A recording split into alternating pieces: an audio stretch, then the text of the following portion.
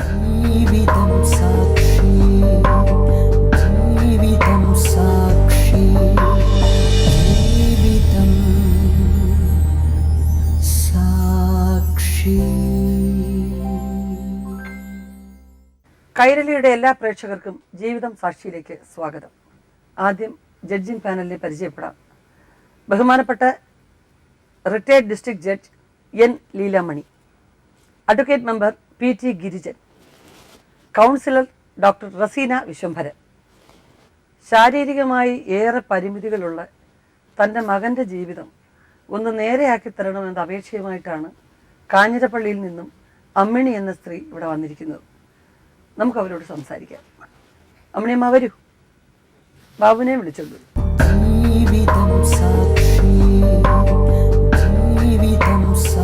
നമസ്കാരം ബാബു. അമ്മിണിയമ്മയോട് പരാതി തന്നിരിക്കുന്നത്. അതെ. എവിടെ വീട് ശരിക്കും? കാഞ്ഞിരപ്പള്ളി എവിടെ? കാഞ്ഞിരപ്പള്ളി എലിക്കുളം കപ്പാട് പള്ളി കഴിഞ്ഞു പോകണം. അവിടുന്ന് ഒരു 4 കിലോമീറ്റർ ഉള്ളിലായിട്ട്. ആരൊക്കെ ഉണ്ട്? ബാബുവും പിന്നെ എത്ര മക്കളുണ്ട്? എനിക്ക് 3 മക്കള്, ഒരു പെണ്ണും ഒരാണ്. ഇവന്റെ ഇളയത് ഒരെണ്ണം കൂടെ ഉണ്ട്. ഓളെ കല്യാണം കഴിച്ചു കൊടുത്തു? കല്യാണം കഴിച്ചു. ബാബുവിന്റെ അച്ഛനോ? ബാബുവിന്റെ അച്ഛൻ മരിച്ചിട്ട് 7 കൊല്ലമായി.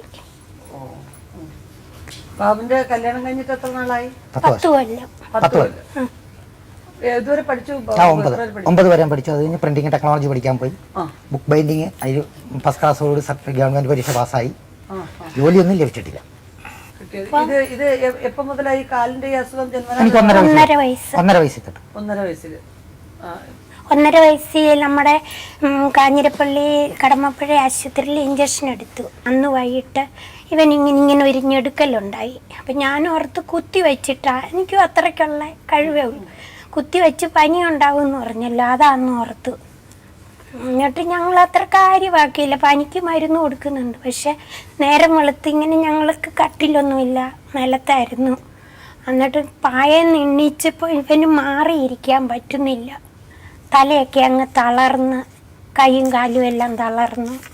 ഉടനെ നമ്മൾ മാവേലിക്കര ആശുപത്രിയിൽ കൊണ്ടുവന്നു. 15 ദിവസം അവിടെ കിടത്തി. ഒരു കുറവുമില്ല, മരിച്ചു പോകുമെന്ന് പറഞ്ഞു. എന്നിട്ട് എൻ്റെ വീടിൻ്റെ അടുത്ത് എണ്ണക്കാടെന്ന് പറയുന്ന സ്ഥലത്തൊരു ഡോക്ടറുണ്ട്. ആ ഡോക്ടറെ കൊണ്ട് കാണിച്ചപ്പം പറഞ്ഞു അന്നേരം ആയിരുന്നേ നമുക്ക് കുറച്ചൊക്കെ വ്യത്യാസം ചെയ്യാൻ. അപ്പം മൂത്രമൊന്നും പോവില്ല. അങ്ങനെയൊക്കെ ഇരുന്നപ്പം പിന്നെ ഡോക്ടർ തന്നെ നോക്കട്ടെ എന്നൊക്കെ പറഞ്ഞു. അതിൽ 2-3 ദിവസം ഡോക്ടർ മരുന്നും കൊടുത്ത് ഇങ്ങനെ തിരുമ്മി. രാവിലെ ഞാൻ കൊണ്ടുപോകും. 1 കിലോമീറ്റർ നടന്ന് കൊണ്ടുപോകും. അങ്ങനെ ആയി. ഒരു മാസമൊക്കെ ആയപ്പോഴത്തേക്കും തല നൂറുന്നിട്ട് ഓടി നടക്കുമല്ലായിരുന്നു. എന്നിട്ട് തല നൂറുന്നപ്പോൾ ഞാനിങ്ങനെ ഓരോരുത്തർത്തും കൊണ്ട് ഇങ്ങനെ ചാരി ഇരിക്കാൻ പറ്റുമല്ലോ, ഇങ്ങനെ അങ്ങ് പോകും. പോയിട്ട് പിന്നെ ഇവന് ഇങ്ങനെ ഇരുന്ന് എന്നും കൊണ്ടുപോയി. 6 മാസം ഞാൻ കൊണ്ടുപോയി. അങ്ങനെ ആയപ്പോഴത്തേക്കും കുഞ്ഞിന് ഇച്ചിരി കൂടെ ഒരു ഇതായി. പിന്നെ വയറിൽ വലിയാൻ തുടങ്ങി. പിന്നെ എവിടെയെല്ലാം കൊണ്ടുപോകാൻ പറഞ്ഞു അവിടെ എല്ലാം കൊണ്ടുപോയി. 14 വയസ്സ് വരെ ഞാൻ എടുത്തുകൊണ്ട് നടന്ന് ചികിത്സിച്ചു. മോളും അതുപോലെ തന്നെ ബുദ്ധിമുട്ടിയിട്ടുണ്ട്. അങ്ങനെ എടുത്ത് സ്കൂളിൽ കൊണ്ടുപോകും. ചെത്തിപ്പുഴയിൽ 5ാം ക്ലാസ് വരെ പഠിച്ചു. അത് കഴിഞ്ഞ് പിന്നെ ഒരു ഡോക്ടർ ഞങ്ങളെ വഴി വെച്ച് കണ്ടുവച്ച് പറഞ്ഞു, എന്നെ വിളിച്ചു, ചേച്ചിയാണോ ഈ കുഞ്ഞിനെ എടുത്തുകൊണ്ട് പോകണ്ട, ഞാനൊരു കാര്യം പറയാം, നാളെ നിങ്ങൾ 26 ആശുപത്രിയിലോട്ട് പോവാ, ഞാൻ ഒരു മരുന്ന് പറയാമെന്ന് പറഞ്ഞു. അങ്ങനെ ഞങ്ങൾ ചെന്ന ഉടനെ പുള്ളി ഇവനെ ആകെ നോക്കിയിട്ട് പുള്ളിയുടെ ചികിത്സയിൽ ഇവന് മുട്ടയും പാലും എല്ലാം ഇഷ്ടം പോലെ കൊടുക്കാൻ കൊടുത്തു. പറഞ്ഞു ഈ ചെരുപ്പ് ഉണ്ടാക്കണം. മണ്ട വരെയുണ്ട്, ഇവിടം വരെയുണ്ട്, 2 കാലിനും ഉണ്ട്. അപ്പം അന്ന് ഇട്ടത് ഈ ഇവിടം കവർ ചെയ്തായിരുന്നു ബെൽറ്റ്. എന്നിട്ട് ആ ഡോക്ടറാണ്, ഇന്നാണെങ്കിലും എവിടെ ഇരുന്നാലും കേൾക്കുന്നുണ്ട്, തങ്കപ്പെട്ട ഒരു ഡോക്ടർ. ആ ഡോക്ടർ ഇവനെ ഇത്രയാക്കി തന്നത്. അത് കഴിഞ്ഞ് പിന്നെ കങ്ങഴ ഒരു ഓപ്പറേഷൻ നടത്തി. അതിക്ക് പിന്നെ ഇത്രയും നടക്കുന്നത്. ഞങ്ങളുടെ വീടാണ് ഇച്ചിരി പൊക്കപ്പുറത്താ. റോഡിൽ നിന്ന് 100 മീറ്റർ കയറി പോകണം. വളരെ ബുദ്ധിമുട്ടാണ്. എനിക്കാണെങ്കിലും ഇപ്പം കയറാനൊന്നും വയ്യ. 2 കാലിലും ബാൻഡേജും ഒക്കെയാണ്. ഇപ്പം ഈ കൊച്ചു പോയിട്ടാണെങ്കിൽ 6 വർഷം കഴിഞ്ഞു. നേരത്തെ ഞാൻ പൊൻകുന്നത്തൊരു വീട്ടിലായിരുന്നു 25 കൊല്ലമായിട്ട്. അപ്പം എനിക്ക് സാമ്പത്തികമായിട്ട് കുറേ കടം വന്നു. ചേട്ടനും വയ്യാതെ വന്നു. അപ്പോൾ അവിടെ നിന്നുകൊണ്ടിരുന്നപ്പോൾ നമുക്ക് വലിയ ശമ്പളമില്ല. അപ്പോൾ എന്നോട് നമ്മുടെ കൊട്ടാരക്കര ഉള്ള ഒരു എക്സൈസ് സർക്കിളിൻ്റെ മകൻ്റെ കൂടെ ഗൾഫിന് പോകും ചേച്ചി, ഞാൻ പോകാമെന്ന് പറഞ്ഞു. എന്താ ഈ കടം വീട്ടാമെന്നും കൊണ്ട് പോയി. അവിടെ ചെന്ന് നിൽക്കുമ്പോഴാണ് എൻ്റെ ഭർത്താവ് മരിക്കുന്നത്. 8 മാസം നിന്നപ്പം ഭർത്താവ് മരിച്ചു. ഉടനെ തന്നെ ഞാൻ ഇവിടെ വന്നേച്ച് പിന്നെയും തിരിച്ചു പോയിട്ട് എനിക്ക് നിൽക്കാൻ പറ്റുന്നില്ല. കാരണം ഈ പെങ്കൊച്ച് അവിടെയാണ്, ഇവൻ ഇവിടെ. അനിയനും ഭാര്യ തൊട്ടപ്പുറം. ഇതിനോടിടയ്ക്ക് ഇവന് കടമെടുത്താണ് ഞാൻ സ്ഥലവും വീടും ഉണ്ടാക്കി. വീടിന് കുറച്ച് സാധനം മെഡാസ് എന്ന് പറഞ്ഞ ഒരു കമ്പനി ഉണ്ട് ഈ ഞങ്ങളുടെ ഈ റബ്ബറിൻ്റെ പരിപാടിയാണ്. അപ്പോൾ അവിടെ പണിയുന്നവർ എൻ്റെ ഒരു കൂട്ടുകാരനുണ്ട്. ഞാൻ അപ്പോൾ പുള്ളി എന്നോട് പറഞ്ഞു, നീ അവിടെ ചെന്നൊരു അപേക്ഷ വെച്ച് കൊടുക്ക്.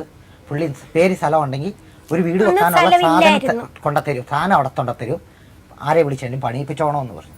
അപ്പോൾ എൻ്റെ ഈ അവസ്ഥ കണ്ട് ഞാൻ അവിടെ 3-4 പ്രാവശ്യം പോയി സാറിനെ കണ്ടു. സാറ് അന്നേരം ഈ ആധാരത്തിൻ്റെ കോപ്പിയേ ചോദിച്ചുള്ളൂ, അത് കൊണ്ട കാണിച്ചു. ഞാൻ അവിടെ ചെന്ന് കണ്ടേച്ച് വീട്ടിൽ വരുമ്പോഴത്തേന് അവിടുന്ന് ഒരു ലോറിക്ക് സാധനം കൊടുത്തു വിട്ടു. 600 കട്ടയും അതിന് ജനല് കഥവ ഇതല്ല. പിന്നെ എൻ്റെ ഈ അവസ്ഥ കണ്ട് അവർ 2 മേശരിമാരെ കൂടെ പറഞ്ഞു വിട്ടു. പിന്നെ സാധനം ഈ അടകടി ചുമക്കണമെങ്കിൽ ഒരു പെര വെക്കുന്നതിനെക്കാട്ടിലും കൂടുതൽ അവിടുത്തെ ചുമട്ട് കൂലി. എന്തായാലും ഇപ്പൊ ഒരു ഇവിടെ പ്രധാനപ്പെട്ട കാര്യം ഈ കല്യാണം നടക്കാനുണ്ടായ സാഹചര്യം. ഈ കല്യാണം ഇവൻ അറിയുന്നില്ല, ഞാൻ അറിയുന്നില്ലായിരുന്നു. ഇങ്ങനെ പറഞ്ഞത് ഈ പ്രത്യാശ ഫൗണ്ടേഷനിൽ അമ്മയും അനിയനും കൂടി ആ കൊണ്ടുപോയി അപേക്ഷ വെക്കുന്നത്. അപ്പം അവിടെ ഇരിക്കുന്ന അവിടുത്തെ സാറ് എന്നെ പോലെ തന്നെ പുള്ളി വീൽചെയറിലേ നടക്കുകയുള്ളൂ. അപ്പം വികലാംഗർക്കൊരു ജീവിത പങ്കാളിയെ കണ്ടെത്തുക എന്നും പറഞ്ഞ് പത്രത്തിലൊരു പരസ്യം ഉണ്ടായിരുന്നു. അത് അമ്മയാണ് കണ്ടത്. അമ്മ ജോലി ചെയ്യുന്ന വീട്ടിൽ ആ സാറ് കണ്ടേച്ച് അമ്മയോട് പറഞ്ഞു. അമ്മ അന്നേരം അനിയനെയും കൂട്ടി എറണാകുളത്ത് ചെയ്യുന്നു. അവിടെ എൻ്റെ കാര്യങ്ങളും ഞങ്ങളുടെ ബയോഡാറ്റ മൊത്തം അവിടെ കൊടുത്തു കഴിഞ്ഞേച്ച് പിന്നെ അവരൊരു കത്തിട്ട്, ഇന്ന ദിവസം വാ, ഇങ്ങനെ നിങ്ങൾക്ക് ഒത്തിരി പേര് അവിടുന്ന് വരുന്നുണ്ട്, അതിനകത്ത് ഇഷ്ടപ്പെട്ടവരെ നിങ്ങൾക്ക് സെലക്ട് ചെയ്യാം, എന്നിട്ട് അവിടെ വെച്ച് തന്നെ കല്യാണം നടത്താം എന്നൊക്കെ പറഞ്ഞു. ഞാനും ചെന്നു. അന്നേരം ഞാൻ അറിയുന്നത് ഇങ്ങനെ കൊടുത്തിട്ടുണ്ടെന്ന്. അവിടെ ചെന്നു. ഈ കൂട്ടത്തിലുള്ള സജിനി ഉണ്ടായിരുന്നു അവിടെ. അപ്പം എൻ്റെ കാര്യം ഞാൻ അവിടെ പറഞ്ഞു. എനിക്ക് ജോലിയൊന്നുമില്ല, എനിക്കിപ്പം തൽക്കാലം എന്ന് പറഞ്ഞാൽ പള്ളിക്കൂടത്ത് ഈ ബുക്ക് ബൈൻഡിങ്, ഈ പ്രവൃത്തി പരിചയമേള എന്ന് പറഞ്ഞൊരു പരിപാടി ഉണ്ടല്ലോ സ്കൂളുകളിൽ, അതിന് ഞാൻ പഠിപ്പിക്കാൻ പോകും. അതിന് പോയാൽ സാർ എനിക്ക് തരും. അന്നേരം ഞാൻ അവിടെ ചെന്ന് എൻ്റെ കാര്യങ്ങളും പറഞ്ഞു, ഇവരുടെ കാര്യവും കൂടെ പറഞ്ഞിട്ട് ഞങ്ങൾ പോരാൻ തുടങ്ങിയപ്പോൾ തന്നെ ഇവിടെ ആങ്ങളെ വന്ന് എന്നോട് പറഞ്ഞു, ഞങ്ങൾക്ക് തന്നെ ഇഷ്ടപ്പെട്ടു. അമ്മയോടും ചാച്ചനോട് പറയുന്നത്, എനിക്ക് നിങ്ങളെ ഇഷ്ടപ്പെട്ടു, ബാബുവിനെ ഇഷ്ടപ്പെട്ടു, ഇവിടെ കൊണ്ടുവന്ന് കാണിക്കാമെന്ന് പറഞ്ഞു. ഇവിടെ ഞാൻ അതിന് മുമ്പേ കണ്ടതും അവിടെ ഒത്തിരി പേര് വരുമ്പോൾ നമ്മൾ ശ്രദ്ധ വെക്കുമല്ലോ. അപ്പോൾ അതിനകത്ത് ഞാൻ ഇവിടെ കണ്ടപ്പം ഇവർ വന്ന് പറഞ്ഞു കഴിഞ്ഞാൽ രണ്ടാമത് ഇവിടെ കണ്ടു കഴിഞ്ഞപ്പോൾ ഞാൻ പറഞ്ഞു, ഇത് വേണ്ട, വേണ്ടെന്ന് പറഞ്ഞു. ഒന്നാമത്തെ കാര്യം വേറെ സൗന്ദര്യം അങ്ങനെയുള്ളതൊന്നും നോക്കിയിട്ടൊന്നുമല്ല, വേണ്ടെന്ന് പറഞ്ഞു. വേണ്ടെന്ന് പറഞ്ഞാൽ അവൾക്ക് വർത്താനം പറയുന്നതിന് ബുദ്ധിമുട്ടുണ്ട്. എൻ്റെ ബുദ്ധിമുട്ടും ഞാൻ കാര്യമാക്കുന്നില്ല, അവിടെ ബുദ്ധിമുട്ടും ഞാൻ കാര്യമാക്കുന്നില്ല. അപ്പം വർത്താനം പറയുന്നതിനകത്ത് മാത്രം, അതിപ്പം മേഡം ഇവിടെ വന്ന് ചോദിക്കുമ്പോൾ മേഡത്തിന് അറിയാം വർത്താനം പറയണം. അതെല്ലാം കണ്ട് ഇഷ്ടപ്പെട്ടു. ഇവിടെ വീട്ടിൽ വെച്ച് അവരുടെ ഹിന്ദു അവള്, ഞാൻ ക്രിസ്ത്യാനാണ്. അപ്പം ജാതി നോക്കുന്നില്ല, അതൊന്നും നോക്കിയില്ല. അവരുടെ വീട്ടിൽ വെച്ച് അവരുടെ മതാചാര പ്രകാരം അവിടെ കല്യാണം നടത്തണമെന്ന് പറഞ്ഞു. അപ്പോൾ അതിന് അവിടെ ഈ അങ്ങോട്ടുള്ളവർക്ക് കല്യാണം നടക്കുകയാണ്, തലേദിവസം കല്യാണത്തിനെക്കാട്ടിലും വലിയ പരിപാടിയാണ് നടക്കുന്നത്. അപ്പോൾ അവർക്ക് അവിടെ പൈസ കിട്ടും, ഓരോ വീട്ടുകാർ കൊണ്ടുവന്ന് പൈസ കൊടുക്കുള്ളൂ. ആ പൈസ അവർ ബുക്കിൽ എഴുതി വെച്ചിട്ട് അത് തന്നെ ഇവർ തന്നെ അത് മൊത്തം തിരിച്ചടക്കണം. അങ്ങനെ അവരൊരു പരിപാടി വെച്ചു. അങ്ങനെ ചേർത്തല ചന്ദരൂർ എന്ന് പറയാം, ആലപ്പുഴ ജില്ലയാണ്. അപ്പോൾ അവിടെ അങ്ങനെ ഒരു സമ്പ്രദായമുണ്ട്. ഞങ്ങളുടെ അവിടെ ഇങ്ങനെയൊന്നുമില്ല. എന്നതിൽ കൊടുത്തെങ്കിൽ മേടിച്ചു, അല്ല തിരിച്ചു കൊടുക്കും, അങ്ങനെയുള്ള ഇടപാടില്ല. അത് കഴിഞ്ഞ് ഇവരുടെ രീതി കല്യാണം വെച്ചു. അത് കഴിഞ്ഞപ്പോൾ ഞങ്ങൾ ഈ പ്രത്യാശ ഫൗണ്ടേഷനെ അറിയിച്ചു. അവർ പറഞ്ഞു, നിങ്ങൾ കല്യാണം നടത്തുന്നവരെല്ലാവരും അവിടെ അന്ന് തന്നെ പറഞ്ഞു, കല്യാണം നടത്തുന്നവർ അവരുടേതായ ആചാരപ്രകാരമുള്ള കല്യാണം നടത്തിയാലും ഞങ്ങളെ അറിയിക്കണമെന്ന് പറഞ്ഞു. അപ്പം ഞങ്ങൾ ഇവരെ വിളിച്ചു പറഞ്ഞിട്ട് ഇവരെ ഒരു ദിവസം ഞങ്ങളോട് ചെല്ലാൻ പറഞ്ഞു. അന്ന് സജിനിയുടെ വീട്ടിൽ പോയി കിടന്ന് വൈകിട്ട് സജിനിയുടെ വീട്ടിൽ കിടന്നു. രാവിലെ അവർ തന്നെ ഇവരുടെ ഒരു ബന്ധുക്കാരൻ്റെ ഓട്ടോറിക്ഷ ഞങ്ങൾ എറണാകുളത്ത് കൊണ്ടുപോയി. അപ്പം ഞാനും അമ്മയും സജിനിയേ ഉള്ളൂ. ഇപ്പം പെങ്ങളുടെ കൊച്ചുണ്ട്. അവിടെ ചെന്ന് കഴിഞ്ഞപ്പോൾ അവരുടേതായ ഈ സമൂഹം പോലെ അവർ കല്യാണം നടത്തി. അപ്പോൾ അതിനകത്ത് ഒരു ഹൈക്കോടതി ജഡ്ജ് സാന്നിധ്യത്തിലാണ് അത് നടത്തുന്നത്. അന്നേരം ഈ ജോസ്കോക്കാർ ഒരു ഗിഫ്റ്റായിട്ട് ഞങ്ങൾക്ക് 5000 രൂപയുടെ ഒരു ഗിഫ്റ്റ് കൂപ്പണൊക്കെ തന്നു. അതുമെല്ലാം മേടിച്ച് സന്തോഷമായിട്ട് വീട്ടിൽ കഴിയുക. അത് കഴിഞ്ഞ് ഞങ്ങളുടെ മതാരജപ്രകാരം പള്ളി വിളച്ചേർത്ത് മാമോയിസായി മുക്കി അവിടെ കല്യാണം കഴിച്ചു. കുഞ്ഞുങ്ങളെ രണ്ടിനെയും ഒരാളെ 3 പ്രാവശ്യം കിട്ടി. എന്നോട് ഇവള് പറഞ്ഞ 10ാം ക്ലാസ്സിൽ പഠിച്ചിട്ടുണ്ടെന്ന് ഇവരുടെ ബയോഡാറ്റായി പറഞ്ഞത്. ഒരു ദിവസം ഇവരുടെ പേരെഴുതാൻ പറഞ്ഞിട്ട് പേരെഴുതാൻ അറിയത്തില്ല. ഇവിടെ സ്കൂൾ സർട്ടിഫിക്കറ്റ് എൻ്റെ കയ്യിൽ ഇരിപ്പുണ്ട്. 4ാം ക്ലാസ് വരെ പഠിച്ചിട്ടു. 4ാം ക്ലാസ് അതും നോക്കിയില്ല. അതിപ്പോൾ എന്തോ കാര്യം തപ്പിപ്പോൾ ഈ സ്കൂൾ സർട്ടിഫിക്കറ്റ് കിട്ടിയതാണ്. ബാക്കിയെല്ലാം കൊണ്ടുപോകാൻ പറ്റുന്നതല്ല. അവർ കൊച്ചിൻ്റെ ഈ ഇവിടെ ഉണ്ടായ കൊച്ചിൻ്റെ അറിയുന്നില്ല മോളെ. ഇവിടെ ഇപ്പം 2ാമത്തെ കൊച്ചുണ്ടായതിൻ്റെ ഈ ആശുപത്രിയിൽ നിന്ന് അവർ ഡിസ്ചാർജ് ചെയ്യുമ്പോൾ ഒരു കാർഡ് തരും. അത് കൊണ്ടുവന്ന് കാണിച്ചാലേ ഈ ജനന സർട്ടിഫിക്കറ്റ് കിട്ടുള്ളൂ. അതുവരെ കൊണ്ടുപോയിരിക്കുക. ഞങ്ങൾ തമ്മിൽ വഴക്കുണ്ടാക്കി കല്യാണ സാരി മാത്രം അവിടെ വെച്ചിട്ടുണ്ട്. വഴക്കുണ്ടാക്കിയത് എല്ലാ സാധനവും കല്യാണം കഴിച്ചു കഴിഞ്ഞ് വീട്ടിൽ കൊണ്ടുവന്ന് ഈ കുട്ടിയുടെ പെരുമാറ്റം നിങ്ങളുടെ കൂടെ അല്ലേ താമസം? ഒരു കുഴപ്പമില്ലായിരുന്നു. അത് കഴിഞ്ഞിട്ട് ഇടയ്ക്ക് വീട്ടിൽ പോവും. ഇതങ്ങ് ഇവിടെ പ്രസവത്തിന് പോയി. അവിടുന്ന് അതിനെല്ലാം അന്ന് വരെ ഒരു കുഴപ്പമില്ല. ആദ്യത്തെ കൊച്ചുണ്ടായി കഴിഞ്ഞൊന്നും ഒരു കുഴപ്പമില്ല. അതിൻ്റെ ഇടയ്ക്ക് എനിക്ക് വീട് പണി തുടങ്ങി. വീട് പണി തുടങ്ങിയപ്പം ഇവിടെ ആങ്ങളുടെ കല്യാണമാണ്. കല്യാണത്തിന് 10 ദിവസം മുമ്പേ എന്നോടും അവളോടും അവിടെ വന്ന് നിൽക്കണമെന്ന് പറഞ്ഞു. ഞാൻ പറഞ്ഞാലേ എനിക്ക് പെരപണിയാണ്, ഞാൻ വരികയില്ല, പിള്ളേരെ വന്ന് കൂട്ടിക്കൊണ്ട് പൊക്കോളാൻ പറഞ്ഞു. അവൻ വന്നപ്പോൾ ഞാൻ കട്ടള വെക്കാൻ പ്ലാൻ ഇടുക. അപ്പോൾ ഇവൻ വരുമെന്നൊന്നും അറിയില്ല. കട്ടള വെക്കുക. ഇവനെ കൂടെ കൂട്ടി കട്ടള വെച്ചു. ഇവളും കൊച്ചിനെ എല്ലാം എടുത്തോണ്ട് പോയിട്ട് പിന്നെ വന്ന് 2 കൊല്ലം കഴിഞ്ഞു. അന്നേരം ആങ്ങളോട് ചോദിച്ചു കഴിയുമ്പോൾ അവനോട് ചോദിച്ചു കഴിയുമ്പോൾ അവൻ പറയും, അല്ലെങ്കിൽ പെരപണിയല്ല പൊക്കോ, ഞാൻ അടുത്ത ആഴ്ച കൊണ്ടുവിട്ടേക്കാം, അങ്ങനെ കൊണ്ട്. അത് കഴിഞ്ഞ് ഫോൺ വിളിക്കും. ഫോൺ വിളിച്ചു കഴിഞ്ഞ് ഞാൻ അവിടെ ചെന്ന് ഇവിടെ കൊണ്ടുവരാനായിട്ട്. അന്ന് എനിക്ക് വണ്ടിയൊന്നുമില്ലായിരുന്നു. ഞാൻ ബസ്സിന് കയറി പോകുമായിരുന്നു. ഇപ്പോൾ ഒരു ബൈക്കുണ്ട്. അപ്പം ഞാൻ ബസ്സിൽ കയറി അവിടെ ചെന്ന് ഇറങ്ങിയിട്ട് ഇവിടെ വീട്ടിൽ ഓട്ടോ വിളിച്ചാൽ പോകുന്നത്. അവിടെ ചെന്ന് ഞാൻ ഇവളോട് ചോദിച്ചു, അല്ലെങ്കിൽ പൊക്കോ, ഞാൻ അടുത്ത ദിവസം അങ്ങോട്ട് കൊണ്ടുവിട്ടാക്കാന്ന് പറയും. അപ്പം അന്ന് ഇച്ചിരി സ്വർണ്ണം എവിടെയെങ്കിലും ഉണ്ടായിരുന്നു, അതെല്ലാം എടുത്ത് ഇപ്പം പണയം വെച്ചതാണ്. അതൊന്നും ഞാൻ ചോദിച്ചിട്ടുമല്ല. അങ്ങനെ അതൊന്നും ഇവിടെ വേണ്ട. സ്വർണ്ണമോ അങ്ങനെയുള്ള കാര്യം ഒന്നും വേണ്ട എനിക്ക്. ഞാൻ അന്നേരം പറഞ്ഞു കൊണ്ടുവിടാന്ന് പറഞ്ഞു. അപ്പം ഇവൻ പറഞ്ഞു ഇനി അങ്ങോട്ട് വിടുന്നില്ല. കാരണം എന്ന് പറഞ്ഞാൽ ഞാൻ മദ്യപിക്കൂ, അവളെ ഈ വടി വെച്ച് അടിക്കൂ എന്നൊക്കെയാ പറഞ്ഞത്. ഈ വടിയും കൊണ്ട് ആ ഇടകഴി കയറി പോകത്തില്ല, എനിക്ക് കുത്തിക്കൊണ്ട് പോകത്തില്ല. അതെന്ന് പറഞ്ഞു ഈ സ്റ്റെപ്പ് പോലെയല്ല. ഒരു കല്ലെന്ന് പറഞ്ഞാൽ അടുത്ത കല്ല, കയ്യാലെ പുറത്തു കൂടെ പോകുന്ന പോലെ. അത് ഈ വടി ഞങ്ങളുടെ റോഡിന് അവിടെ ഒരു പറമ്പിലിട്ടിരിക്കുക. അത് അതിൽ ആക്രിക്കാർ പോയാലും എടുക്കുക, ആര് പോയാലും എടുത്തോണ്ട് പോകല. ഈ വടി വെച്ച് അടിച്ചെന്ന് അത് കോടതിയിൽ പറഞ്ഞവർ. കോടതിയിൽ എൻ്റെ പേര് കേസുണ്ടായിരുന്നു. കോടതിയിൽ പറഞ്ഞിരിക്കുന്നത് ഞാൻ ഇത് വെച്ചടിക്കും, കൈവച്ചടിക്കും. ഇതുകൊണ്ട് എൻ്റെ കൈ നിലത്ത് കുത്തി നടക്കുന്നത്. ഞാൻ ഈ കൈവച്ച് ആർക്കിട്ട് ആരോഗ്യമുള്ളവർക്കിട്ട് കൊടുത്താൽ അവർ ചത്ത വീഴുള്ളൂ. എങ്ങനെ അടിക്കാനാ ഇത്? ഞാൻ ഈ കാല കിടക്കുന്ന ചെരുപ്പ് ഊരി കഴിഞ്ഞാൽ ഞാൻ നിലത്തോളം കൈ കുത്തിയേ നടക്കുള്ളൂ. ഇവര് തമ്മിൽ ഭയങ്കര ലോകിയോ. ഞങ്ങൾ തമ്മിൽ ഇന്നാ വഴക്കോ അങ്ങനെ ഇവക്കിട്ട് അടി കൊടുക്കുകയോ ഒന്നും ചെയ്തിട്ടില്ല. പിന്നെ ഒരു പ്രാവശ്യം ഒരു അടി കൊടുത്തു. അടി കൊടുത്തെന്ന് ഇപ്പോൾ എന്തോ അയലോക്കക്കാർ തമ്മിൽ എന്തോ പറഞ്ഞ് ബൈബിൾ എടുത്ത് നിലത്തിട്ടിരിക്കുക. ബൈബിളിൻ്റെ ആ പ്രധാനം അവർക്ക് അറിയത്തില്ല. അത് ബൈബിൾ എടുത്ത് നിലത്തിട്ടപ്പോൾ ഞാൻ ചോദിച്ചത് എന്നാ നോക്കി ബൈബിൾ എടുത്ത് നിലത്തോട്ട് ഇങ്ങനെ എറിഞ്ഞു. അപ്പോൾ അവിടെ ഒരു വടി ഇരുന്നു. ഞാൻ അത് വെച്ചൊരു അടി വെച്ചു കൊടുത്തു. പിന്നെ ഇടയ്ക്കിടയ്ക്ക് ഇപ്പോൾ ഞാൻ ഇന്ന പണിയൊന്നുമല്ല, ഇരുന്നോണ്ട് ചെയ്യാവുന്ന ഏത് പണിക്കും ഞാൻ പോകും. കിണർ പണി ഉണ്ടാകും, കിണർ പണിക്ക് പോകും. കിണർ പണിക്ക് വലിക്കാനൊക്കെ കൂടും, കയറ് വലിക്കാനാണ്. അപ്പോൾ എല്ലാവരും കൂടെ കൂടും. ചെറുത് മേടിക്കുകയാണ്, കുപ്പി മേടിക്കുകയാണ്, എല്ലാവരും കൂടെ കൂടി അടിക്കും, വീട്ടിലോട്ട് പോരും. മദ്യപിക്കുകയല്ലെന്ന് ഞാൻ പറഞ്ഞില്ല, മദ്യപിക്കാൻ വല്ലപ്പോഴും ഒക്കെ ഉള്ളൂ. ഇപ്പോൾ 1 കൊല്ലമായിട്ട് അത് പരിച്ഛേദം നിർത്തിയിരിക്കും. അത് കഴിഞ്ഞ് 2 കൊല്ലം കഴിഞ്ഞപ്പം തിരിച്ച് ഞങ്ങൾ പോയി അവളെ കൂട്ടിക്കൊണ്ട് ഇവിടെ വന്നു. എന്തായിരുന്നു മധ്യസ്ഥം? അപ്പൊ പറഞ്ഞു ഇതൊക്കെ. അപ്പൊ ഇതൊന്നും അവര് അവിടെ മധ്യസ്ഥം ഒന്നും പറഞ്ഞിട്ടില്ല. അപ്പൊ അവര് തന്നെ ഞാനപ്പോൾ അതിന്റെ ഇടയ്ക്ക് ഞാൻ ഇവിടെ വീട്ടിൽ പോകുമായിരുന്നു. ഇടയ്ക്ക് വീട്ടിൽ പോയി ചിലപ്പം 1 ദിവസം 2 ദിവസമൊക്കെ അവിടെ നിന്നേച്ചൊക്കെ പോരുള്ളൂ. അന്നേരം ഞാൻ അവിടെ ചെന്ന് കഴിയുമ്പോൾ ഇവിടെ അമ്മയുണ്ട്. ഇവിടെ അമ്മ പറയും ആടെ ചട്ടുകാലം വരുന്നുണ്ടെന്ന് പറയും. അത് ഞാൻ കുറച്ച് ഈ ആദ്യത്തെ പോക്ക് പോയി കഴിഞ്ഞ് ഞാൻ പിന്നെ അങ്ങോട്ട് പതിയെ പോക്ക് നിർത്തി, പറട്ടെന്ന് വെച്ചു. അത് കഴിഞ്ഞപ്പോൾ ഒരു ദിവസം അവൻ ഫോൺ വിളിക്കുക, അങ്ങോട്ട് ഇവിടെ വന്ന് സജിനെ കൂട്ടിക്കൊണ്ട് പോക്കോളാൻ പറഞ്ഞു. ഇവൾ അവിടെയായിരുന്നു. ഞാൻ എന്നിട്ട് അങ്ങ് ഗൾഫിനും പോയില്ലേ. ഗൾഫിന് പോയപ്പോൾ ഇവനും ചാച്ചനും തന്നെ വീട്ടിൽ, എൻ്റെ ചാച്ചൻ. അപ്പം ചാച്ചനും തന്നെ ഉള്ളൂ. പിന്നെ ഇവളും വന്നില്ലല്ലോ. ഞാൻ ഗൾഫിന് പോയി കഴിഞ്ഞ് പുള്ളിക്ക് ഒരു വയ്യാഴികയൊക്കെ വന്നു. പുള്ളി അങ്ങ് മരിച്ച ഉടനെ എൻ്റെ ഇളയ മരുമോടെ അപ്പം വിളിച്ചു പറഞ്ഞു കൊച്ചിനെ അപ്പൊ ഈ കൊച്ചിനെ മരിച്ച വിവരം പറഞ്ഞു. അത് ശരിയാണോന്ന് അറിയാൻ അവൻ അവിടുന്ന് ഇവിടെ വന്നു. അവൻ അവിടുന്ന് വീട്ടിൽ വന്നു. അപ്പൊ ഞാൻ ഗൾഫിലാ, വരുന്നതേ ഉള്ളൂ. അപ്പം പിന്നെ ഞാൻ അന്നേരം ചോദിച്ചു ചന്ദ്രൂർ അറിയിക്കണം കൊച്ച്. അപ്പം അതിനു മുമ്പ് എപ്പോഴും പറയായിരുന്നു എനിക്ക് ആ കൊച്ചിനെ ഒന്ന് കാണണം. ഇവര് വിട്ടുമില്ല, വന്നുമില്ലല്ലോ. ചാത്തൻ ആ കൊച്ചിനെ കണ്ടെന്ന് പറഞ്ഞാൽ അത് കുഞ്ഞായിരുന്നപ്പോ അതിന് പേരിട്ടപ്പോ കണ്ടതാ. അതിന് അമ്മു എന്നാ അല്ല നമ്മുടെ പള്ളി കണ്ട് മാമോദിസ മുഖ്യ. അതൊക്കെ കഴിഞ്ഞു. ആ ചാച്ചനിട്ട പേര് അമ്മൂന്ന് ഇപ്പോഴും അതാ മൊത്തമായിട്ട് കിടക്കുന്ന പള്ളിക്കൂടത്തിലെ പേര്. അവിടുന്ന് ഞാൻ ഇവിടെ വന്നു കഴിഞ്ഞപ്പോൾ എന്നോട് മണിമലയിലത്തെ പപ്പ പറഞ്ഞു, പിന്നെ ചന്തിരൂര് വിളിച്ചിട്ടുണ്ട് വരുമെന്ന്. വന്നപ്പോൾ ഇവൻ മാത്രം അവിടെ വന്നു. മരിച്ചതാണോ കള്ളം പറയുവാണോ ഇവരെ കൊണ്ടുവരാനായിട്ട് കള്ളം പറഞ്ഞാണെന്നറിയാം. ഉടനെ ഇവൻ വന്ന ഉടനെ പുള്ളി പറഞ്ഞു, അനിയന്റെ അമ്മായി നീ എവിടെ പോവാന്ന് ചോദിച്ചു.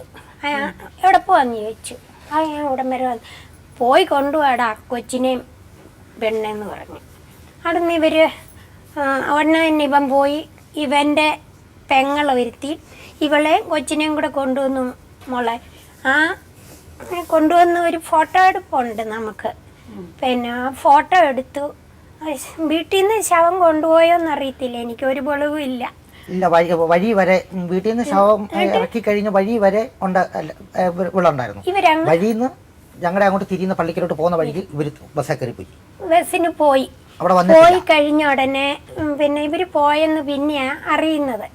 അത് കഴിഞ്ഞ് പിന്നെ ഉണ്ടിയില്ല. അത് കഴിഞ്ഞ് ഇവൻ തന്നെ ഇങ്ങോട്ട് വിളിച്ചു. കാരണം ഇവിടെ വന്നപ്പം നല്ലൊരു പെരയൊക്കെ പണിത് അപ്പുറത്ത് ഇട്ടേക്കുന്നു. ഒരു 6 സെന്റ് സ്ഥലവും ഉണ്ട്, പെരയുണ്ട്. പിന്നെ അത് താമസിച്ചില്ല. അപ്പൊ ഇതെല്ലാം കണ്ടപ്പോ ഇവനൊരു ഇതുണ്ടായി. ഉടനെ എന്നെ ഫോൺ വിളിച്ചു, സജിനിയെ വിട്ടേക്കാം വന്ന് കൊണ്ടുകൊള്ളാൻ. മോളെ എനിക്ക് ഉടനെ തിരിച്ചും പോകണം. ഞാൻ ഏതായാലും എൻ്റെ അനിയത്തി ഇവിടെ ഉണ്ടായിരുന്നു. അവളും ഞങ്ങളെല്ലാരും കൂടെ ചെന്ന് ഉടനെ തന്നെ ഒരു 13-ാം തീയതി ഇവളെ ഇവിടെ കൊണ്ടുവന്നു. ഇപ്പൊ 2 കൊല്ലം വീട്ടിൽ നിന്നു. ഇത് വരാൻ അവിടെ തന്നെ താമസിക്കാനുണ്ടായ എന്താ കാരണം വരാത്തതെന്ന് സജിനി എന്താ പറയുന്നത്? സജിനി അല്ല ഇതിനകത്ത് കുറ്റക്കാരൻ. ആങ്ങളെയാണ്. അല്ല, പക്ഷെ സജിനി അടുത്ത് ബാബു പേഴ്സണലായിട്ട് ചോദിക്കത്തില്ല എന്താ ഞാൻ ചോദിച്ചു കഴിയുമ്പോ അവൻ പറയട്ടെ അവൻ പറയുമെന്നാ പറഞ്ഞത്. ഒന്നാമത്തെ കാര്യം അവക്ക് ഞാൻ പറയുന്നത് വിലക്കില്ല. എല്ലാം ആങ്ങളെ അമ്മയും പറയുന്നതാണ് അവക്ക് വേദവാക്യം. ഞാൻ ഈ കൈ കുത്തി ഞാൻ നിലത്തിരുന്ന ചോറുണ്ണുള്ളൂ. ഇവിടെ ഒരു ദിവസം ഞാൻ പണിയും കഴിഞ്ഞ് ഇങ്ങോട്ട് കയറി വന്നപ്പോൾ ചോറ് വെള്ളം വെച്ച് കാലിനിങ്ങനെ നിരക്കിയും വെച്ചു. ചോറും പാത്രം കൊച്ചു കയ്യിലാന്നും പറഞ്ഞ കാലുകൊണ്ട് ഇങ്ങനെ നിരക്കി അങ്ങ് വെച്ചു. ഞാൻ ആ ചോറുണ്ടില്ല പറഞ്ഞ അവന്റെ അനിയൻ ഉടനെ ചോദിച്ചു, എന്നാ സജിനി അവൻ പട്ടിയാണോ എന്ന് ചോദിച്ചു. അന്നേരം അവള് ചിരിച്ചോണ്ടങ്ങ് പോയെന്ന് പറഞ്ഞു. അതല്ല ഈ രണ്ടാമത്തെ വരവ് കഴിഞ്ഞ ഇല്ലാതെ അവിടെ നിൽക്കുമായിരുന്നു. അത് കഴിഞ്ഞ് കുഴപ്പമൊന്നുമില്ലാതെ ഇന്ന് അങ്ങനെ ആ രണ്ടാമത് ഒരു കൊച്ചും കൂടെ ഉണ്ടായി. ആ കൊച്ചിന്റെ കാര്യങ്ങളെല്ലാം ഞാൻ തന്നെയാണ് നോക്കിയത്. ഇവരാരും എന്നെ സഹായിച്ചിട്ടില്ല. അമ്മ എൻ്റെ വീട്ടുകാർ എൻ്റെ കൂടെ ഉണ്ടായിരുന്നു. അമ്മയുണ്ടായിരുന്നു, പെങ്ങളുണ്ടായിരുന്നു. അവരെല്ലാം എന്നെ സഹായിച്ചു. അന്നേരം ആശുപത്രിയിൽ നിൽക്കുകയാണെങ്കിൽ ഒന്നാമത്തെ കാര്യം അമ്മയുണ്ടെങ്കിൽ എനിക്ക് വേറെ ആരുടെയും സഹായം വേണ്ട. അപ്പം ഞാൻ അളിയനോട് പറഞ്ഞ്, സതീശ ഒരു കാര്യം ചെയ്യും, അമ്മയോടൊന്ന് വരാൻ പറയും, ഇവിടെ ആയാലും ആശുപത്രി കയറുമല്ലേ. അമ്മയെ കൊണ്ടുവന്ന് ഇവിടെ നിർത്തി കഴിഞ്ഞ് പ്രസവം എല്ലാം കഴിഞ്ഞ് ആശുപത്രി കിടന്നപ്പം അമ്മയെ മകളെ കൂടെ നോക്കാൻ ഞാൻ ജോലിക്ക് ആളെ നിർത്തണ്ടോ? അവർക്കൊന്നും പറ്റിയാലെന്ന് പറഞ്ഞു. അന്നേരം ഞാൻ പറഞ്ഞെന്ന ഒരു കാര്യം, ഞാൻ എന്നും രാവിലെ ഓട്ടോയ്ക്ക് വന്ന് ആശുപത്രി വന്ന് നിൽക്കും. എന്നിട്ട് ഉച്ചയാകുമ്പോഴത്തേന് ഞാൻ മൂത്ത കൊച്ചുണ്ടല്ലോ അവളെ കൊണ്ട് ഞാനങ്ങ് പോകും. അന്നേരം എല്ലാം ഞാൻ 1000-1500 രൂപ വെച്ച് കൊടുത്തേച്ചു. അത് എൻ്റെ കയ്യിലുണ്ടാഞ്ഞിട്ടല്ല, ഞാൻ ഇവിടുന്നേലൊക്കെ പള്ളിക്കൂടത്തിലെ സാർമാർ എന്നെ സഹായിക്കും. അപ്പോൾ അവിടെ നിന്നൊക്കെ എൻ്റെ കയ്യിലുണ്ട്. ഞാനത് പൈസ കുറച്ച് അപ്പം അവിടുന്ന് ഒരു ചേച്ചിയെ കൂടെ ഞാൻ പിന്നെ രണ്ടാമത് നിർത്തേണ്ട വന്നു. 250 രൂപ ചെലവും കൊടുത്ത് ഒരു ദിവസം ഒരു ഞങ്ങളടുത്തുള്ള ഈ അമ്മയുടെയൊക്കെ കൂട്ടുകാരത്തിയാണ് പുള്ളിക്കാരത്തെ നിർത്തിയപ്പോൾ ഞാൻ പറഞ്ഞ, അമ്മ ഞാൻ ഇന്ന് ഓട്ടോയ്ക്കല്ല വരുന്നത്, എന്നാൽ രാവിലെ വീട്ടിലോട്ട് വന്നിട്ട് ഉച്ചയാകുമ്പോൾ ഇവിടെ വന്ന് നിന്നു പല ചോറും കറിയും ഉണ്ടാക്കിക്കൊണ്ട് വരാമല്ലോ. അതൊന്നും പുള്ളിക്കാരത്തി പറ്റില്ല. പുള്ളിക്കാരത്തി പറഞ്ഞു, ഞാൻ എൻ്റെ മകളെ ഇങ്ങനെ ഇട്ടച്ച് ഞാൻ ഇവിടെ നിന്നും പോരുന്നില്ലെന്ന് പറഞ്ഞു. ജോലിക്ക് ആളെ വെച്ചു. ഈ ജോലി ചെയ്യുന്ന പുള്ളിക്കാരത്തി അവിടെ തുണി അലക്കണം, ഈ തള്ളയുടെ തുണി അലക്കണം. അത് കഴിഞ്ഞ് ഇതെല്ലാം കഴിഞ്ഞ് ആശുപത്രി കൊണ്ടുവന്നപ്പോൾ എന്നോട് പറഞ്ഞു, 8 ദിവസം കുറച്ച് ദിവസത്തേനും കൂടെ 56 വരെയും കൂടെ ആ ജോലിക്കാരത്തെ നിർത്തണമെന്ന് പറഞ്ഞു. ഞാൻ പറഞ്ഞു, സൗകര്യമില്ലെന്ന് പറഞ്ഞു. നോക്കാൻ പറ്റുമെങ്കിൽ നോക്കി വെച്ചാൽ മതി, അല്ലേ നിങ്ങളും പൊക്കോളാൻ പറഞ്ഞു. അത് ആ വരവ് നിന്നും കുഴപ്പമൊന്നും ഇല്ലാതെ ഇവിടെ നിൽക്കുമായിരുന്നു. ഞങ്ങൾ തമ്മിൽ അങ്ങനെ അടിയോ ബഹളോ അങ്ങനെ ഒന്നുമില്ല. ഇവളെന്നേലും വീട്ടിൽ പോകണമെന്ന് ഇവക്ക് എന്നതേലും ഒരു തോന്നൽ തോന്നിട്ടുണ്ട്, ഇവൾ എന്നതേലും ഒരു കാരണം കണ്ടുപിടിക്കും. അങ്ങനെ നിന്ന് ഇവള് ഇവിടെ ആങ്ങളുടെ കൊച്ചിൻ്റെ കയ്യാൽ എണ്ണ വീണ് പുള്ളി ഫോൺ വിളിച്ചപ്പോൾ എന്നോട് പറഞ്ഞു, ഇങ്ങനെ എണ്ണ വീണ് പൊള്ളി. അപ്പോൾ അവർ ഓണോ അടുത്താണ് വരുന്നത്, അവളോട് പറയണ്ടെന്ന് പറഞ്ഞു. ഞാനെന്തോ പൊട്ടത്തരത്തിൽ ഞാൻ എങ്ങനെയോ എൻ്റെ വായിൽ നിന്ന് അറിയാതെ പോയി. അന്നേരം തൊട്ട് ഇവക്ക് വീട്ടിൽ പോകണം. ഞാൻ പറഞ്ഞാൽ ഈ കുറച്ച് ദിവസം കൂടെ നിൽക്ക്, അടുത്ത ദിവസം ഓണമല്ല വരുന്നത്, എന്നാൽ ഓണത്തിനങ്ങ് പോവാം. ഇതൊന്നും പറഞ്ഞാൽ പുള്ളിക്കാരത്തിക്ക് മനസ്സിലാകാല്ല. പുള്ളിക്കാരത്തി എൻ്റെ കുറ്റങ്ങൾ ഇനി എന്നതേലും കണ്ടുപിടിക്കണം. അന്നേരമാണ് അച്ഛൻ്റെ അനിയൻ വരുന്നത്. അച്ഛൻ്റെ അനിയൻ വന്നു, ഒത്തിരി നാൾ കൂടി വരുന്നത്. പുള്ളി ബ്രാൻഡി മേടിച്ചു കുടിച്ചു. കുടിയും കഴിഞ്ഞാൽ വേറൊരു അനിയൻ്റെ വീട്ടിലേക്ക് പോകണമെന്ന് പറഞ്ഞു. പുള്ളിക്ക് വഴിയെടുത്തിട്ട് ഞങ്ങൾ പോയച്ച് വരുന്നതിന് മുമ്പേ ഇവൾ തുണിയെല്ലാം പാക്ക് ചെയ്ത് ഞാൻ അറിയുന്നില്ല. 3-4 ദിവസം മുമ്പേ ഇവൾ തുണിയെല്ലാം പാക്ക് ചെയ്ത് ഓരോ ബാഗ് ഉണ്ട്. ആ ബാഗ് ഞാനും തുറക്കാറില്ല. ഒന്ന് ഇവിടെ സാധനങ്ങളൊക്കെ ആയിരിക്കും, അല്ലെങ്കിൽ കൊച്ചിൻ്റെ ഉടുപ്പൊക്കെ. അതുകൊണ്ട് ഞാനിത് തുറന്ന് നോക്കിയില്ല. ഞങ്ങൾ പോയച്ച് വന്നപ്പോൾ എനിക്ക് നല്ല വെള്ളമായി ഞാൻ വീട്ടിൽ ചെന്ന് നോക്കിയപ്പോൾ അവിടെ എങ്ങും ഒരു മനുഷ്യനെ കണ്ടില്ല. ഞങ്ങൾ താഴെ വരുമ്പോൾ റോഡിൽ നിന്നാൽ കാണാം. അവിടെ വന്ന് നോക്കിയിട്ട് ആരെയും കണ്ടില്ല. ഞാൻ അന്ന് അയച്ചു ഇവളെ അനിയൻ്റെ വീട്ടിൽ ചോദിച്ചു, അവിടെ ഇല്ല. അയൽവക്കത്തെ വീട്ടിൽ ചോദിച്ചു, അവിടെ ഇല്ല. അപ്പോൾ ഞാൻ വെള്ളം അടിച്ചെന്ന് അറിയിക്കാൻ വേണ്ടി ഫോൺ വിളിക്കാനായിട്ട് അയൽവക്കം വഴി പോയേക്കുക. അപ്പോൾ ഈ നമ്പർ ഇവന് എഴുതി കൊടുത്തിട്ടുണ്ട്. നമ്പർ എഴുതി കൊടുത്താൽ അത് അയൽവക്കക്കാർ വിളിച്ചു പറയുന്നേരം മിസ് കോൾ അടിച്ചാൽ മതി, ഇവൻ തിരിച്ചു വിളിച്ചോളൂ. ഇവളാ വിളിക്കുന്നതെന്നുള്ള പരിചയമില്ലാത്ത നമ്പറാകുമ്പോൾ ഇവളാന്ന് പറയും. ഇവൻ വിളിച്ചു, ഇവൾ കാര്യങ്ങളെല്ലാം പറഞ്ഞു. ഞാൻ അന്നേരം എന്നെ അടിച്ചു. അടുപ്പം പാത്രത്തിൻ്റെ കീഴിൽ ഒരു തേങ്ങ കിടപ്പുണ്ടായിരുന്നു, അത് തല്ലി പൊട്ടിച്ചു. പകുതി തിന്നേച്ച് ഞാൻ കയറി കിടന്നു. രാവിലെ ഞാൻ നോക്കുമ്പോൾ ഇവിടെ ചുരിദാറും ഒക്കെ ഇട്ട് കൊച്ചിനെയെല്ലാം ഒരുക്കി റെഡിയാക്കി നിൽക്കുക. 6 മണിയായപ്പോൾ ഞാൻ ചോദിച്ചു, നീ അവിടെ പോകും? ഞാൻ എൻ്റെ വീട്ടിൽ പോകാമെന്ന് പറഞ്ഞു. ഞാൻ പറഞ്ഞു, അതിനിപ്പോൾ ഞാൻ ഇന്നലെ വല്ലതും പറഞ്ഞു. അയൽവക്കത്തിൽ എന്നു പറഞ്ഞു, ഞാൻ തേങ്ങ വെച്ച് ഇവിടെ എറിഞ്ഞെന്ന് പറഞ്ഞു. ഒരു വീട്ടിൽ ചെന്ന് എന്നോട് പറഞ്ഞു, തേങ്ങ വെച്ച് ഇവിടെ എറിഞ്ഞെന്ന് പറഞ്ഞു. ഒരു വീട്ടിൽ ചെന്ന് പറഞ്ഞു, ഇവിടെ എറിഞ്ഞെന്ന് പറഞ്ഞു. ഞാൻ എന്നാൽ തേങ്ങ വെച്ച് എറിഞ്ഞിട്ടുമില്ല. ഞാൻ കയറി കിടന്ന് പിന്നെ നേരം വെളുത്ത് ഏറ്റത്. ഇവള് വന്നത് എപ്പോഴാണോ, ഇവള് ഫോൺ വിളിച്ചത് ആരോടെയാണോ ഒന്നും ഞാൻ അറിയുന്നില്ല. അത് കഴിഞ്ഞാച്ച് ഞാനിവിടെ രാവിലെ എഴുന്നേറ്റ് ഇവിടെ ഇരിക്കുമ്പോഴത്തേന് അനിയനെ വിളിച്ചു. ഈ സജിനിയുടെ ആങ്ങള, ഞങ്ങൾ അങ്ങോട്ട് വരുമോ, സജിനിയെ കൊണ്ടുപോകാനായിട്ട് വരുവാണ്. അപ്പോൾ അവൻ പറഞ്ഞു, ഇനി നീ ഇങ്ങോട്ട് വന്ന് സജിനിയെ കൂട്ടിക്കൊണ്ട് വന്നതിൻ്റെ മുടി എന്തായാലും വിളിക്കുന്നു. അന്നേരത്തേന് അവൻ പൊൻകുന്നം പോലീസ് സ്റ്റേഷനെ വിളിച്ചു പറഞ്ഞു. പൊൻകുന്നം പോലീസ് സ്റ്റേഷനിൽ നിന്ന് SI എന്നെ വിളിച്ചു. എന്നെ ബാബു ഇന്നലെ പ്രശ്നമാണ്. ഞാൻ പറഞ്ഞു, ഒരു പ്രശ്നവുമില്ല. അപ്പോൾ ഇവള് ഡ്രസ്സെല്ലാം മാറിയിട്ടു, പോക്ക് വേണ്ടെന്ന് വെച്ചു. അതിൻ്റെ ഇടയ്ക്ക് അമ്മ ഇവിടെ വന്നു. അമ്മ ഈ വിവരം അറിഞ്ഞുകൊണ്ട് വന്നു. ഞാൻ അമ്മ വിളിച്ചു പറഞ്ഞു, ഇവിടെ ഇങ്ങനെ പോകാനായിട്ട് ഒരുങ്ങിയിരിക്കുക. ഞാൻ എന്ന് കാണിച്ചു. അമ്മ വന്ന് എന്നെ കുറേ വഴക്ക് പറഞ്ഞു വെച്ച് പോയതല്ല. അന്നേരം അമ്മ പറഞ്ഞ്, ഒരു കാര്യം ചെയ്യും, നമുക്ക് അടുത്ത ദിവസം നമുക്ക് എല്ലാവർക്കും കൂടെ ഒരുമിച്ച് അമ്മയും വരുന്നുണ്ടെന്ന് പറഞ്ഞു. അമ്മ ഒരു വീട്ടിൽ ജോലി നിൽക്കുമായിരുന്നു. ഞാനും കൂടെ വരാമെന്ന് പറഞ്ഞു. അത് കഴിഞ്ഞ് ഇവള് എല്ലാം ഇവള് കഞ്ഞിയൊക്കെ അടുപ്പിലിട്ടപ്പോൾ പൊൻകുന്നം പോലീസ് സ്റ്റേഷനിൽ നിന്ന് എന്നെ വിളിച്ചു. SI വിളിക്കുന്നത്. പൊൻകുന്നം പോലീസ് സ്റ്റേഷനിലെ SI ഇന്നലെ അവിടെ എന്നായിരുന്നു. ഞാൻ പറഞ്ഞു, സാറേ എനിക്ക് ഇച്ചിരി വെള്ളമായിരുന്നു. ഞാനൊന്നും പറഞ്ഞൊന്നുമില്ല. ഇത് സാറിന് എന്നെ സംശയമുണ്ട്, അവളോട് ചോദിച്ചെന്ന് പറഞ്ഞ് ഫോൺ കൊടുത്തു കഴിഞ്ഞപ്പോൾ പറഞ്ഞില്ല, ഇന്നലെ ഇച്ചിരി പൂസായിരുന്നു, എന്നെ ഒന്നും കാണിച്ചൊന്നുമില്ല, ഒരു കുഴപ്പമില്ലെന്ന് പറഞ്ഞു. അന്നേരത്താണ് ഇവൻ അവിടെ വന്നു. അപ്പോൾ എന്നോട് പറഞ്ഞു ഇങ്ങനെ അന്നേരം ഇവരവിടെ ചെല്ലുമ്പോൾ എൻ്റെ ഫോൺ നമ്പർ അവിടെ കൊടുക്കുന്നത്. ഈ സജിനിയുടെ ആങ്ങളെ അമ്മയും കൂടെ. അപ്പോൾ അവിടെ ചെന്നു ഇവർ SI കാര്യം പറഞ്ഞു. അന്നേരം പറഞ്ഞു, അവർ രണ്ടുപേരും കൂടെ അങ്ങോട്ട് വരുന്നുണ്ട്, അവിടെ പ്രശ്നം ഉണ്ടാക്കിയാൽ ഞാൻ ഇടപെടുമെന്ന് പറഞ്ഞു. ഞാൻ പറഞ്ഞു, ഞാനൊരു പ്രശ്നം ഇവൻ അന്നേരം വന്ന വാടെ ഇവിടെ ഒരു നീക്ക് എന്നെ തെറിയാം, വായിക്കൊള്ളുവല്ലാത്ത പോലെ തെറിയാ പറയുന്നത്. ഞാൻ ഇത്രയും പറഞ്ഞു, നീ ഞങ്ങളെ വിളിച്ചോണ്ട് പോകാനാണ് വിളിച്ചോണ്ട് പോക്കണം, ഇവിടെ കിടന്ന് ഷോ കാണിക്കാൻ പറ്റിയെന്ന് പറഞ്ഞു. ഞാൻ എൻ്റെ കൂട്ടുകാരെല്ലാം ഉണ്ട്, ഞങ്ങളെല്ലാം വീട്ടുകാരെല്ലാം ഉണ്ട്. ഇവർ വരുന്നത് നോക്കി തന്നെ ഇരിക്കുക. ഞാനിത് ഇവിടെ പറഞ്ഞു വിട്ടതോ അല്ല, ഇവിടെ തല്ലിയിട്ട് ഓടിച്ചതോ അല്ല, ഇതൊന്നുമല്ല. ഇവള് പോയി നിന്നു. അത് കഴിഞ്ഞിട്ടാണ് ഇപ്പം എൻ്റെ പേര് ആലപ്പുഴ കുടുംബക്കോടതി കേസ് കൊടുത്തു. ഇപ്പം 6 കൊല്ലമായി. 6 വർഷമായി ഇപ്പൊ പോയിട്ട്. എന്ത് കേസാ കൊടുത്തേക്കുന്നത്? ഇവക്ക് ജീവിതത്തിന് അവർക്ക് ചെലവിന് പൈസ കൊടുക്കണമെന്നും പറഞ്ഞുകൊണ്ട് പിള്ളേർക്കും കൂടെ 1800 രൂപ വെച്ചെങ്ങാണ്ട് മാസം കൊടുക്കണമെന്ന് കോടതിയിൽ നിന്ന് വിധി വന്നു. ഞാൻ ആ കോടതി തന്നെ ഞാൻ പറഞ്ഞു, എനിക്ക് 2 വീട്ടിലും കൂടെ ചെലവ് നോക്കാൻ പറ്റിയായിരുന്നു. അത് കഴിഞ്ഞാൽ പിന്നെ കോടതിയിൽ നിന്ന് വിധി വന്നാൽ പിന്നെ ഞാൻ കോടതിയിലോട്ടും പോയിട്ടില്ല, ഒന്നിനുമില്ല. വക്കീലിനെ വിളിച്ച് പറയാം, വക്കീൽ അറിയും ഞാൻ നോക്കിക്കളാം എന്ന് പറഞ്ഞു. ഇപ്പം എനിക്ക് അറസ്റ്റ് വാറണ്ട് ആവും. ഇപ്പം അറസ്റ്റ് വാറണ്ട് ജാമ്യമില്ലാ വാറണ്ട് 2 എണ്ണം വന്നെന്നും പറഞ്ഞ് പോലീസുകാർ വന്ന് എൻ്റെ വീട്ടിൽ വന്ന് കണ്ടേച്ച് പുള്ളി ഇത് പറഞ്ഞേച്ച് പുള്ളി അങ്ങ് പോവുക. 1800 രൂപ വെച്ച് 3 പേർക്കാണോ അല്ല ഓരോ 3 പേർക്കും കൂടിയോ? അല്ലേ 1800 രൂപ വെച്ച് കൊടുക്കണമെന്ന് പറഞ്ഞു. അപ്പം എനിക്ക് ഒന്നാമത്തെ കാര്യം എൻ്റെ കൂട്ടത്തിൽ ആരെങ്കിലും ഇല്ല, എനിക്ക് ഒരു വഴിക്ക് പോകത്തില്ല, ബസ്സേ കയറി. അതുകൊണ്ട് അമ്മ ജോലിക്ക് പോകുന്നതുകൊണ്ട് എനിക്ക് കോടതി പോക്കും നടന്നില്ല, അല്ല അതെല്ലാം മുടങ്ങിപ്പോയി. പിന്നെ അവരെ കോംപ്രമൈസ് ചെയ്യാനോ ഒത്തിരി നോക്കിയിട്ട് അതിനിടയ്ക്ക് ഈ കോടതിയില് കൗൺസിലിംഗ് നടത്തിയപ്പം പിന്നെ ഞാനും ഉണ്ടായിരുന്നു. ഞങ്ങൾ വിളിച്ചപ്പോഴെല്ലാം പോയി, ഇവർ വരുകയില്ലായിരുന്നു അന്നേരം. അത് കഴിഞ്ഞ് ഒരു പ്രാവശ്യം വന്നിട്ട് കൗൺസിലിംഗ് നടത്തി, അവളെയും കയറ്റിയിരുത്തി നടത്തി, ഇവനെയും കൂടെ കയറ്റിയിരുത്തി നടത്തി. അവസാനം ഇവൻ പറഞ്ഞു, പറ്റുകയില്ല, ഞങ്ങൾക്ക് പൈസ കിട്ടിയേച്ചാൽ മതി, ഞങ്ങൾ പോവുകയില്ല, പൈസ കിട്ടിയാന്ന്. അപ്പോഴും ഞാൻ ചോദിക്കും, സജിനി നീ വരുന്നില്ലേ? അത് കഴിഞ്ഞേച്ച് പിന്നെ ഇപ്പൊ ഇത് നോക്കൂ, ഇപ്പം അവളെ കൊണ്ടൊരു കാര്യം അവൻ പറയിപ്പിക്കാല, അവളെ കൊണ്ട് പറയാല, ആ അമ്മയും ആങ്ങളെയും കൂടെ ആ കാര്യങ്ങൾ. എന്നിട്ട് ഞാൻ പിന്നെ ഉടനെ എന്നെ വിളിച്ചു. ഉടനെ ഇവളോട് ചോദിച്ചു, അമ്മായിയമ്മ വല്ലതും വഴക്കൊക്കെ പറയുന്നുണ്ടെന്ന്.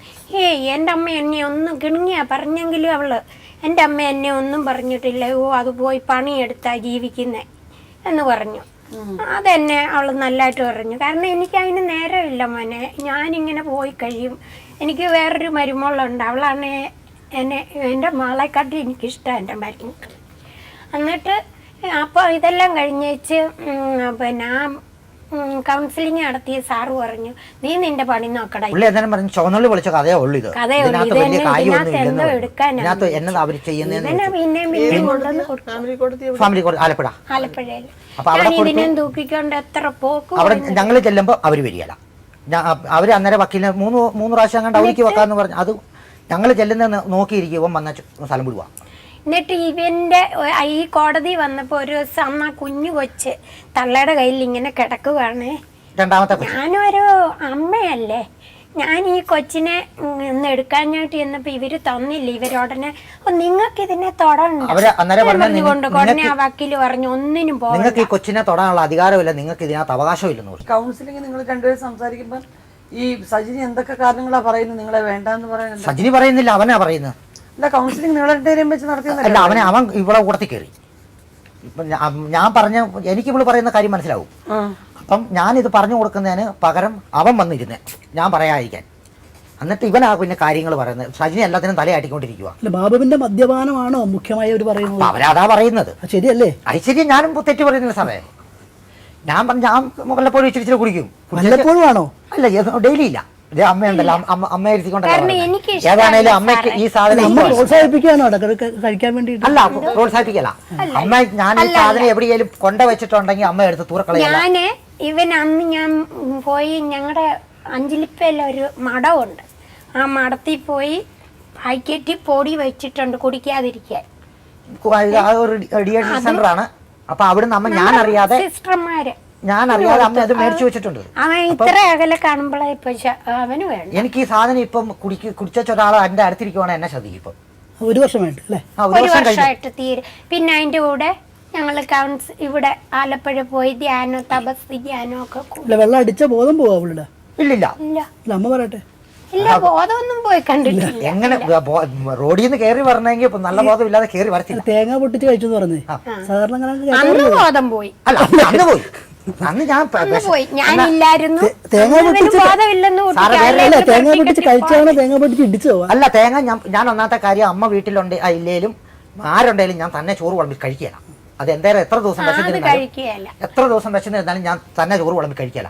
അപ്പൊ വിശന്നപ്പം തിന്നാനായിട്ട് ഈ തേങ്ങ പൊട്ടിച്ചതാ. അല്ല, അന്നേരം ഇവിടെ ഇല്ലതാനും. തേങ്ങ എവിടെ പൊട്ടിച്ചത്? തേങ്ങ അരകല്ലുണ്ടോ? ഉറപ്പാണ്. അല്ലല്ല, അത് അവൾ ആ സമയത്ത് വീട്ടിലില്ല. അത് അങ്ങനെ ഉണ്ടേ ഞാൻ പറയാം.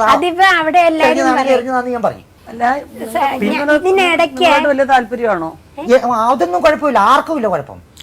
വീട്ടിൽ വന്ന് കൊണ്ടുവരാറുണ്ടോ? ഒക്കെ എല്ലാം ചെയ്യാറുണ്ടോ? ഇല്ല, ഞാൻ ഈ പ്രാവശ്യം പോയ പിന്നെ ഞാൻ വീട്ടിൽ പോയില്ല. 3 പ്രാവശ്യം വേണം വണ്ടി വിളിച്ചു പോയെന്ന് പറഞ്ഞാൽ ഇവന്റെ അറിവോട് തന്നെയാ. ഈ സജിനിയുടെ ആങ്ങളെ വിളിച്ചു പറയും. ഒരു പ്രാവശ്യം അമ്മയെ വിളിച്ചു പറഞ്ഞു, നിങ്ങളുടെ പുള്ളിനെ വന്ന് കൊണ്ടുപോകണം, അല്ല തല്ലിക്കൊന്ന് അവിടെ ആറ്റിൽ ഒഴുക്കുന്നു. അല്ല, ഞാൻ നമ്മുടെ ജോസ്കോ ജ്വല്ലറിയിലെ ഒരു വീട്ടിലാണ് ഒരു പ്രസവം സംബന്ധിച്ച് ആ വീട്ടിൽ നിൽക്കുക. അപ്പൊ ആ വീട്ടിൽ ഞാൻ 3 കുഞ്ഞുങ്ങളുണ്ട്. ആ 3 കുഞ്ഞുങ്ങളെ ഞാൻ അതിന് പോയത്. അപ്പം 2 കൊല്ലമായിട്ട് അവരുടെ കൂടെ തന്നെയാണ് ഞാൻ.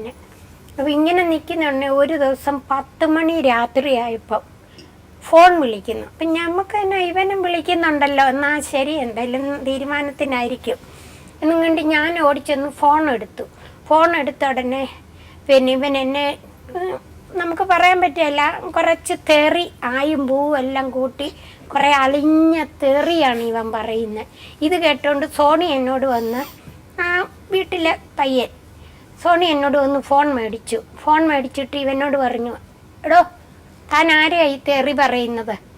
ഈ ചേച്ചി നിൽക്കുന്ന എൻ്റെ കൂടെയാ, മേലായി നീ ഇവിടെ വിളിച്ചേക്കരുതെന്ന് പറഞ്ഞു. അതിൽ പിന്നെ അവൻ എൻ്റെ ഫോണിൽ വിളിച്ചിട്ടില്ല. അതിന് മുമ്പ് ഇവന് എൻ്റെ ഇളയ മോനെ വിളിച്ചു പറഞ്ഞു. പിന്നെ ഒരു ദിവസം എന്നെ വിളിച്ചു, എടി തള്ളേ നിങ്ങൾ വന്ന് വേഗം ഈ പുള്ളിനെ എല്ലാം കൊണ്ടുപോകും, അല്ലെങ്കിൽ ഞാൻ തല്ലിക്കൊന്ന് കായലിലെറി എന്ന് പറഞ്ഞു. ഉടനെ ഞാൻ എൻ്റെ ഇളയ മോനെ ഇവനെ ഇവന് കഴകത്തില്ലല്ലോ. ഇളയ മോനെ വിളിച്ചിട്ട് പറഞ്ഞു, മോനെ എടാ വിനു, പിന്നെ ചന്തിരൂരിന്ന് സതീഷ് വിളിച്ചു, പിള്ളേരെ ചെന്ന് കൊണ്ടുവന്നില്ലെങ്കിൽ അവൻ കായലിലെറിയുമെന്ന് പറഞ്ഞു. എനിക്ക് പൈസ ഇല്ല മോളെ, എൻ്റെ മുറ്റത്ത് 2 തടി നിന്നത് ഞാൻ വെട്ടിക്കൊടുപ്പിച്ചേച്ച് ഇവന്മാരെ വിട്ടു. ഇട്ടപ്പോ ഇവര് 10,000 രൂപയെങ്കിലും കിട്ടുന്ന ആ പാടെ 3,500 രൂപയ്ക്ക് ആ തടി കൊടുക്കുന്നു. പിന്നെ ആവശ്യം നടക്കാൻ വേണ്ടി 2 തടിയും കൂടെ 6,000 രൂപയ്ക്ക് എങ്ങാണ്ട് കൊടുത്തെന്ന് പറഞ്ഞു. ഞാൻ അവിടെ ഇല്ല. പിന്നെ എന്നിട്ട് കൊടുത്തും വെച്ച് ഇവൻ ഇവിടുന്ന് വണ്ടിയും പിടിച്ച് അവിടെ ചെന്ന് വെച്ച് അവൻ ചോദിച്ചു സജിനി എന്തിയെ അല്ലെ എന്തിയെന്ന് ചോദിച്ചു. അവനോട് പറഞ്ഞു നീ വണ്ടിക്കകത്തിരിക്കുക. എന്നോട് പറഞ്ഞു നീ വണ്ടിക്കകത്തിരുന്നോളാൻ പറഞ്ഞു. പിന്നെ ഞങ്ങൾ പോയി നോക്കിയേച്ച് വരട്ടെ, ഞങ്ങൾ വിളിക്കുമ്പോൾ നീ വന്നു. അവിടെ ചെന്നപ്പോ ഉണ്ടല്ലോ ആട് കിടന്നിടത്ത് അവരെല്ലാം അടച്ചുപൂട്ടി, അടച്ചുപൂട്ടി വേറെ എങ്ങും മാറി. അങ്ങനെ 3 പ്രാവശ്യം പോയി. അവർക്ക് ഇപ്പൊ ഈ 6 സെന്റ് സ്ഥലവും പെരയും കൂടെ വിറ്റ് ഈ എന്റെ ഞാനിപ്പോ താമസിക്കുന്ന സ്ഥലവും കൂടെ പെരയും വിറ്റ് സജിനയുടെ പേരിൽ അവിടെ സ്ഥലം മേടിക്കണം. ഇതിനിടയ്ക്ക് എന്നിട്ട് എന്നെ അവിടെ നിർത്തണം. അവിടെ നിർത്തി കഴിഞ്ഞാൽ എന്നോട് പലരും പറഞ്ഞു ഒന്നാമത്തെ കാര്യം എനിക്ക് അവിടെ പോകുന്ന കഴിഞ്ഞാൽ എനിക്ക് നിലത്തൂടെ കൈകുത്തി നടക്കത്തില്ല. ഈ മണ്ണ് എന്റെ കയ്യാൽ ഒട്ടിപ്പിടിച്ച് ഞാൻ തെറ്റുക, കൈ തെന്നിപ്പോവാ. അതല്ല വിഷയം. എനിക്ക് എൻ്റെ വീട്ടുകാരും എല്ലാവരും അടുത്ത് കിടക്കുന്നിടത്തല്ലേ എനിക്ക് താല്പര്യമുള്ളൂ. അതുപോലെ എന്നെ സഹായിക്കാൻ ഒത്തിരി പേരുണ്ട് അവിടെ. അവരെ എല്ലാം ഇട്ടേച്ച് ഞാൻ എനിക്ക് ഈ സ്കൂളുമായിട്ട് ഞങ്ങളുടെ ആ ലൊക്കാലിറ്റിയിലുള്ള പരിപാടിയേ ഉള്ളൂ. അപ്പം ഞാൻ അതും എല്ലാം വിട്ടേച്ച് ഞാൻ പോയി കഴിഞ്ഞാൽ അവിടെ ചെന്ന് കഴിഞ്ഞാൽ ഞാൻ തെണ്ടാൻ പോകേണ്ട വരും. എനിക്ക് വേറെ പണിയാണ്. ഇപ്പൊ തന്നെ മോളെ ഈ സ്ഥലവും വരെയും കടം കയറ്റിയ 3,65,000 രൂപയുടെ പലിശ മാസം ഞാൻ കൊടുത്തോണ്ടിരിക്കുക. ഈ സ്ഥലം മേടിക്കാനായിട്ടും പെരപണിക്കും അതിനും ഇതിനും ഒക്കെ ആയിട്ട് ചെലവാക്കിയതാ. അതിനാ ഞാൻ വയ്യായാലും ഞാൻ ഈ പണിക്കൊക്കെ പോകുന്നത്. ഒരു 4,600 രൂപ വെച്ച് മാസം കൊടുത്തോണ്ടിരിക്കുക. രസീത് എൻ്റെ കയ്യിലുണ്ട്.